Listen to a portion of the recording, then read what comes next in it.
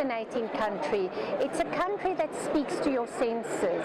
Immediately you're hit by the fact that there's only 2.5 million population. What does that mean? The psychology of space can affect you. The beautiful sceneries, no people, long distances without interruption, yet a lot of activities, quad biking, hot air ballooning.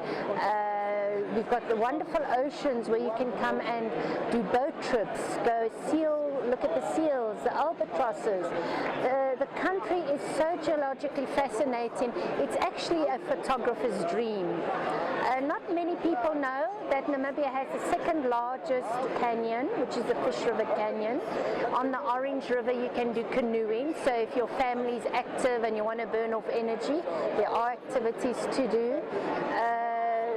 We have a fascinating conservation with leopards, cheetahs. At the Etosha National Park you can do game viewing, as well as in the Caprivi Strip, which is very close to Victoria Falls.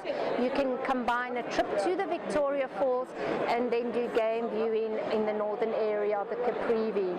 There's so much to do and so many different things to do. It's a contrast to your senses. But the best feature to Namibia really is the space, the sun and the spirit. The people are very different. You have the Himba people, the Herero, you have the people from the Mara land and the Bushmen. So you can also come and explore and learn about these different cultures, the different people, the way they live. We are a very hospitable country. Unlike some of our neighboring countries, Namibia has no problem with safety and security. I would say because there are less people, there's less crime. It's obvious.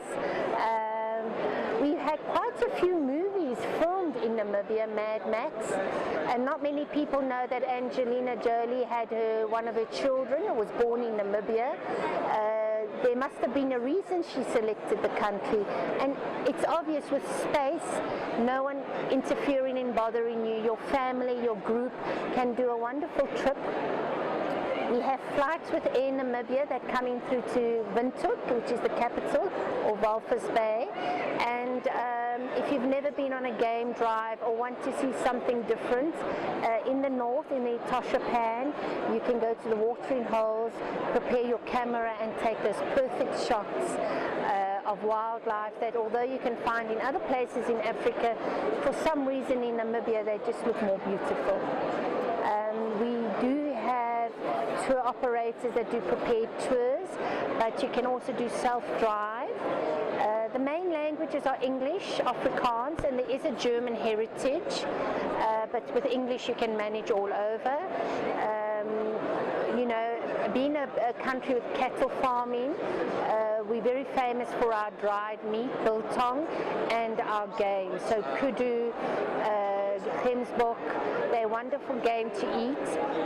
I know in India there's a lot of vegetarians, so the question really is it's to try different things. But you know, it's not a problem when you book at the hotel, you ask for a vegetarian, or for the group you just plan and ask for what your needs are. What is very nice about Namibia is it's almost an ideal family place because the children can do things without worrying. You don't have to worry that your kids are going to be lost or attacked or mugged because there's no one there to really interfere. And Namibians love children and families, so we find that all the South Africans that come from South Africa, they always come on holiday with their family. Namibia is also interesting for couples that want to explore on their own and take the vehicle and drive on their own. Most of the roads are tarred, but to get to some of the other areas you do need to go with either a 4x4. So we joke, the macho men, they come there fishing, quad biking, hot air ballooning, skydiving. Of course one has to read up just to understand what packages there are, but Namibia has wonderful things to offer the tourists.